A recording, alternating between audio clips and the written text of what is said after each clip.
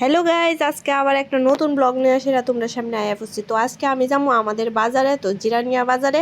আর যাওয়ার পথে দেখো এই প্যান্ডেলটা পড়ছে দুর্গাপূজার। আমরা বাড়ির থেকে কিন্তু এই প্যান্ডেলটা বেশি দূর না, একদম কাছের প্যান্ডেলটা ওই এটা। তো এটার নাম হয়েছে বিবেকানন্দ ক্লাব। তো এখানে কিন্তু অনেক সুন্দর করে ওই সাজাইছে প্যান্ডেলটারে। আর এটা হয়েছে গেটটা মনে হইতেছে এত ভালো করে ওখানেও বানাইছে না, তো আরও বানাইতেছে।